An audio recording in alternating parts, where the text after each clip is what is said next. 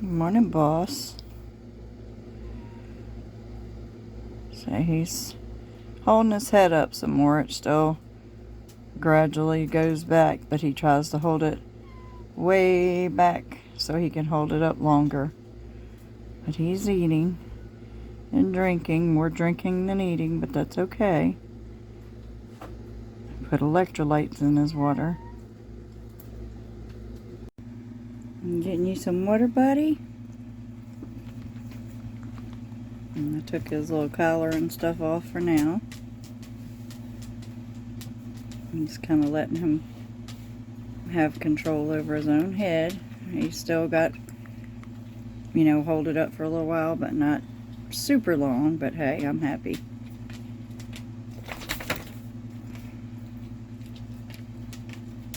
Isn't that good, my baby?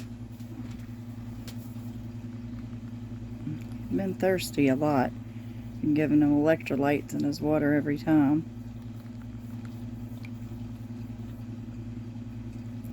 Which, when he goes down again, I'm gonna see. Maybe we can see the bruising on the back of his neck. You can see some of it.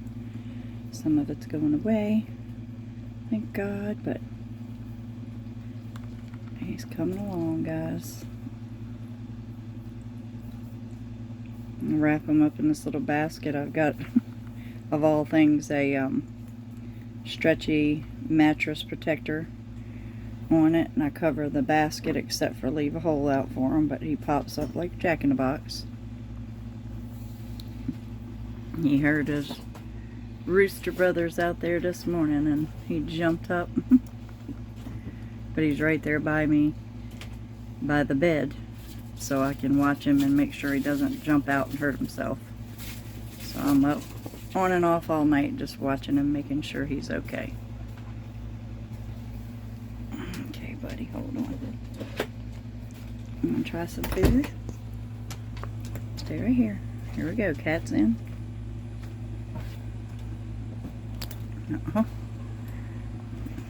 Good. Alright, just kind of giving you an idea. It's hard to hold the camera and help him make sure his neck don't flop back down, but he's gonna go like slowly back onto his little thing that I fashioned for him. He's trying to shake it off. He say, I'm trying to shake it off. Huh. I'm gonna lay back down and put your head on your little neck cushion. Come on. I'm gonna lay down. You ready to jump up, huh?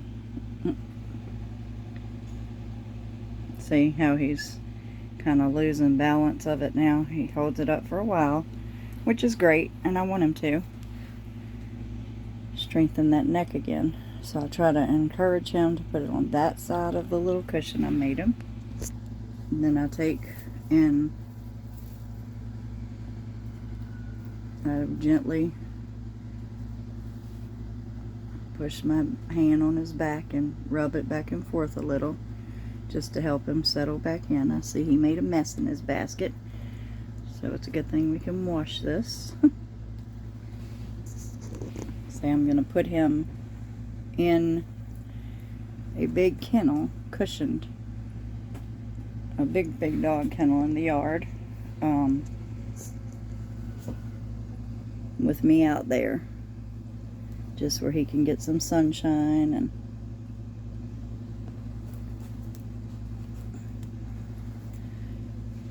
because the sun is healing, we can't do it in the hottest part of the day.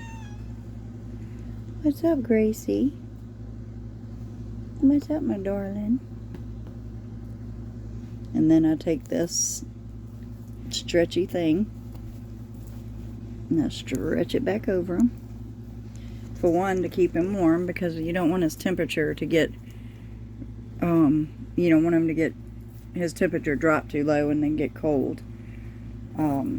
It's better that he's a little warmer than it is for him to be a little colder with the healing process.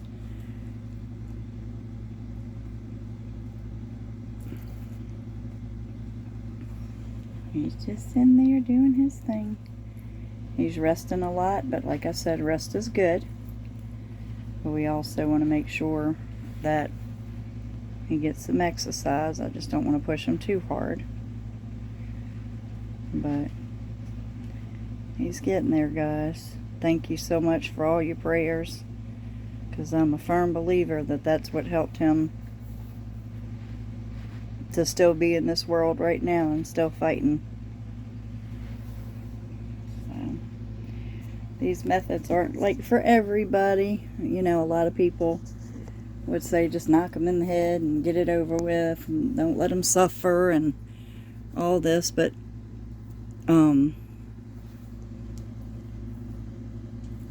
if I think that there's no chance whatsoever, then I would do it to be merciful.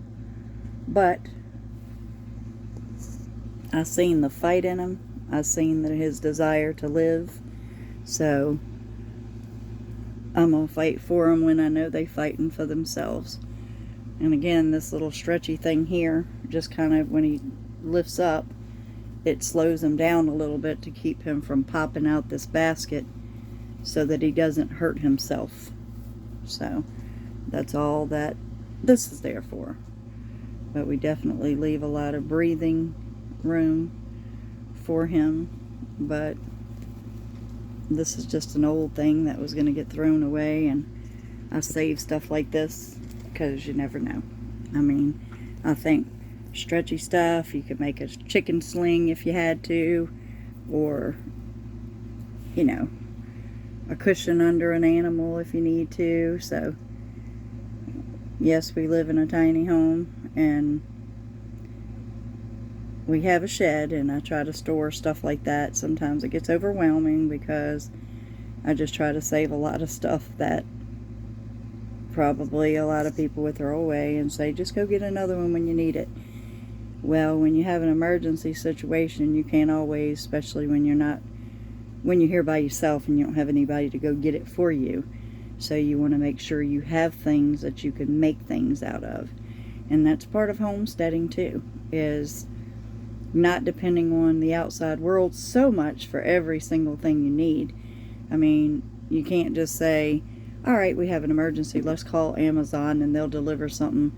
They might do it the next day or the following day, but that might not be fast enough for what you need at the time. So I suggest you save syringes. You know, if you have a child or grandchild that uses medicine with the syringe, save it, wash it out, put it up, because that may be the apparatus you use to feed one of your little critters or give it water when it's in a situation like this. And zip ties work wonders on all kinds of things around the farm. I have suspended material from baskets like this or totes, making holes in the tote with the zip tie, and hung material in there, cut little leg holes to, you know, make a chicken sling for the chickens so that they could get their footing back. Sometimes they don't. Sometimes they get Merrick's disease and their legs don't come back. Sometimes they do, but it's just your journey with your animals. How far are you willing to go to save their lives? How much time do you have? I mean, if you don't have the time to put into babysitting that chicken or that animal, you know, and you can't give them the quality care you want to, then it's best to be merciful. Kitty cats are fighting, jealous of each other, so it's just kind of startled him. I'm gonna put them outside. But all I'm saying, guys, is try to think like before you toss stuff in the trash. I'm not saying be a hoarder and save every little thing, but you know, try to anticipate certain things happening around the farm for not only your animals but yourself, and get prepared for that in case of an emergency. So if you had to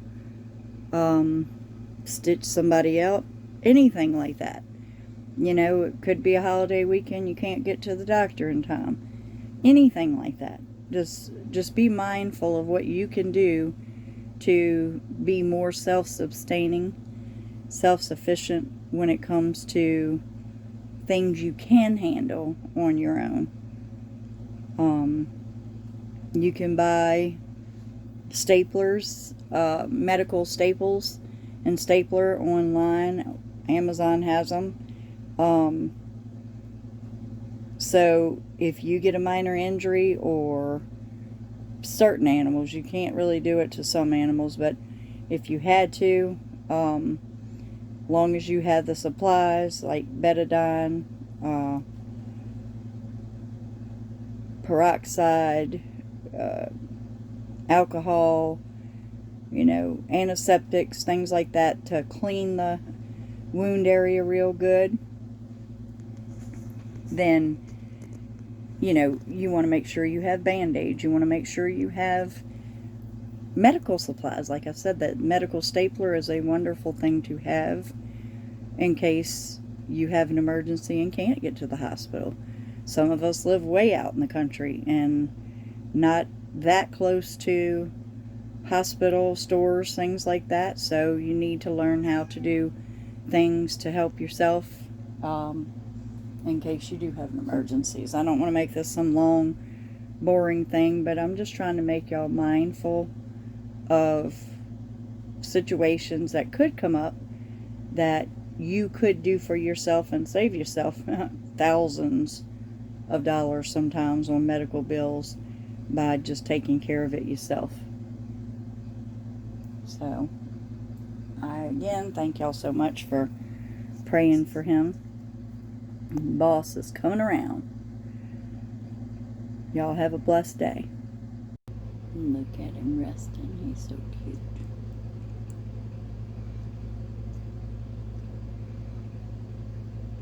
Guys, I'm going to show y'all how to make a collar for a situation like this. If you have a smaller animal and this happens to, you can cut it down even further. We had already used one, but I'm going to use two. You slice up the side there. I took one that had a little bit of toilet paper left over. I'm going to put that on the inside and tape it in there just to give it extra padding, because now that he's going to start waking up more, he's going to start moving more, so I want to protect his neck better from jarring it or jolting it and hurting himself worse, especially while he's in the recovery stages, just to protect it a little and help strengthen it more to hold it up until he can do it all by himself for longer periods of time. So I'll go with you step by step. Alright, I put my roll inside of my roll. I taped the toilet paper inside of there. Just fit one inside of the other, to strengthen it up. Now I'm going to fold this gauze roll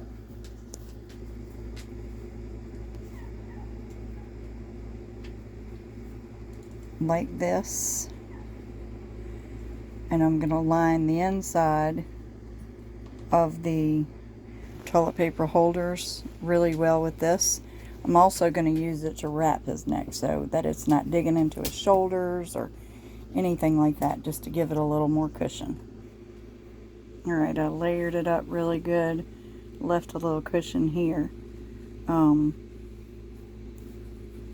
I'm going to wrap it on the outside as well, but I really wrapped it on the inside more than the outside so that it doesn't rub on his shoulders or his neck like all through here.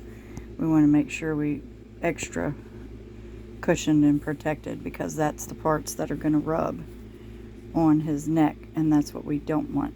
I see a little corner poking out here, so I just keep rubbing it and moving it around to see what's actually going to rub on him, feeling the spots to see what would start digging into his skin, because that's what we want to get rid of.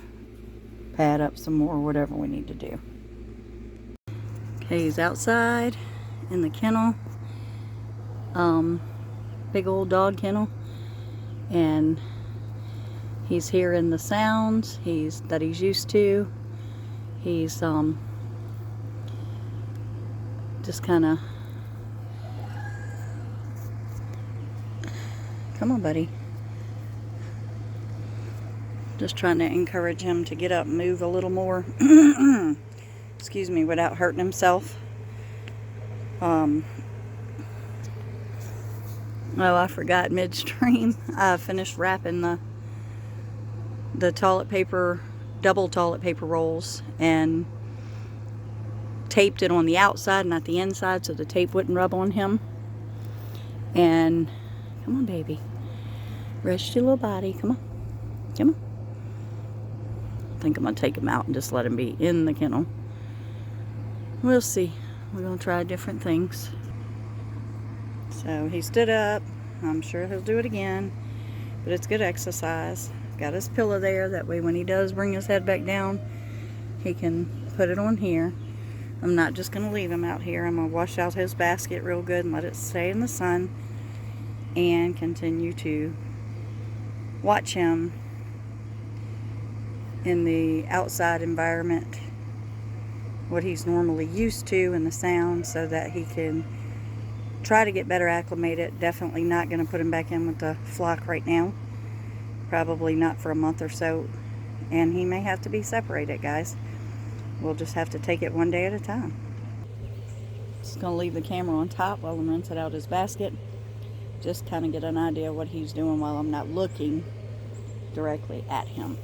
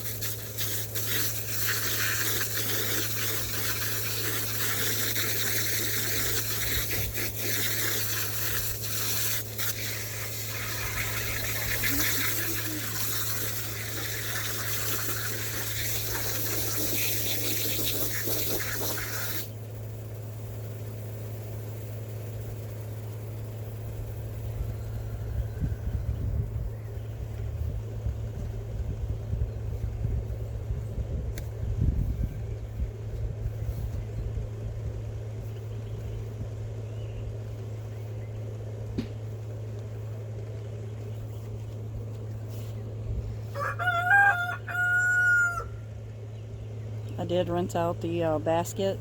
I didn't have to majorly clean it because it was only the back corner. I had a towel folded over in half a few times with a pillowcase on it, but one that's not real slick, or that his little claws get hung up in, just over the top of the towel, just to give him padding and stuff, so he didn't get his claws didn't get stuck excuse me, in the bottom of the basket either. But just gonna watch him for a minute out here, let him get some sunshine, fresh air, instead of cooped up in the house. And we're just gonna take it from there, guys.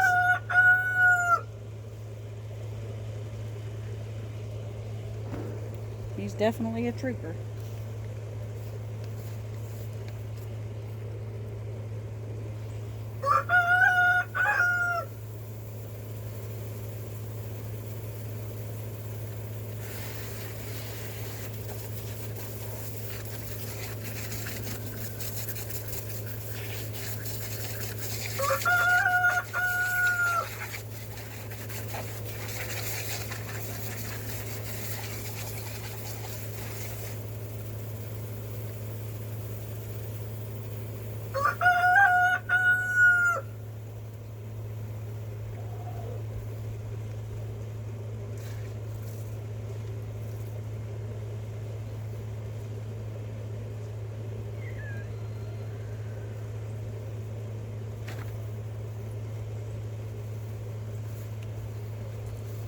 He did get a little poop on his pillowcase. We rinsed that out. We're going to lay it out in the sun with the basket so that it can be dry, because I'm sure out here in this heat it won't take long.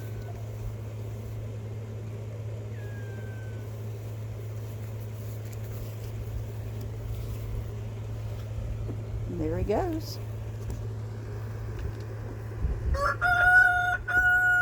Get your balance, buddy. Get your balance. See how he's not super duper strong and can't support all of his weight? That's what we're trying to watch out for. Kind of reposition him back on his pillow. It just helps to hold his neck more in an upright position instead of just dangling.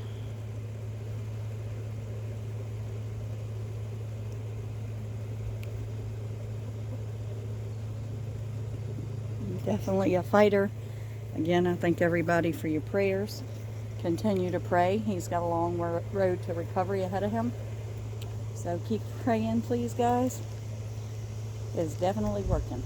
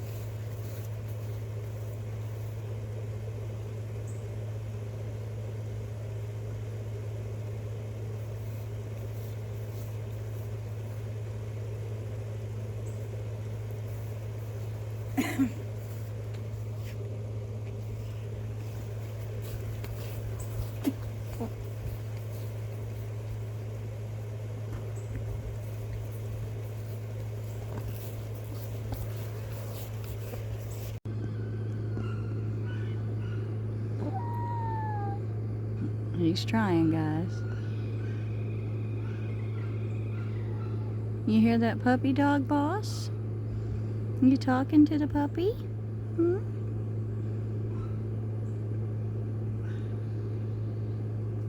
Who's that, boss?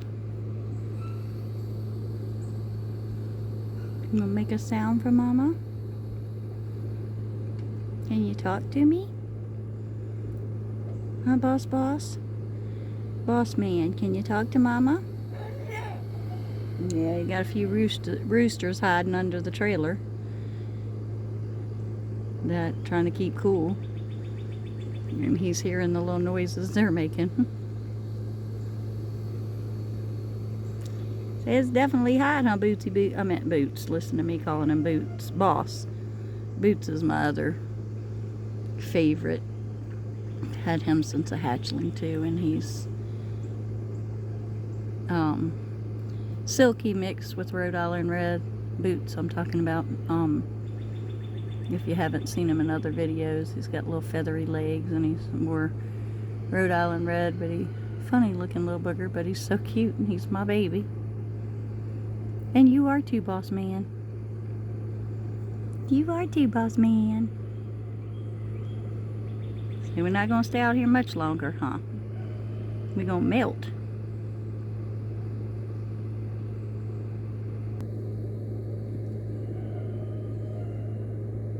See how he goes in and out like he's just so tired. And that'll take a toll on anybody. It's like being in a bad car accident for a person. I mean, he was beat up, cut up, battered, still got a lot of issues, but doing way better than he was. He was just barely hanging on.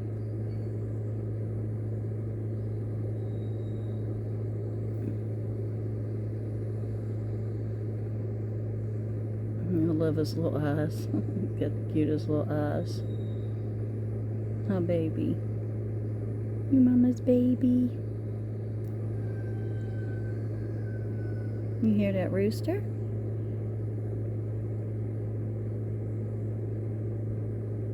I'm hoping he'll kind of do that little half-cock crow that he was doing earlier when he heard him.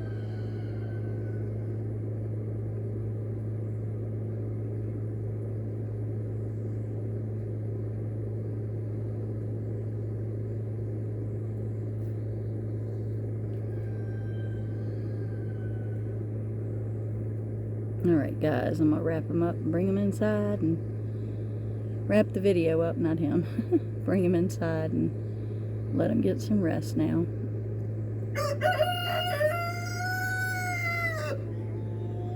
And he's hearing them.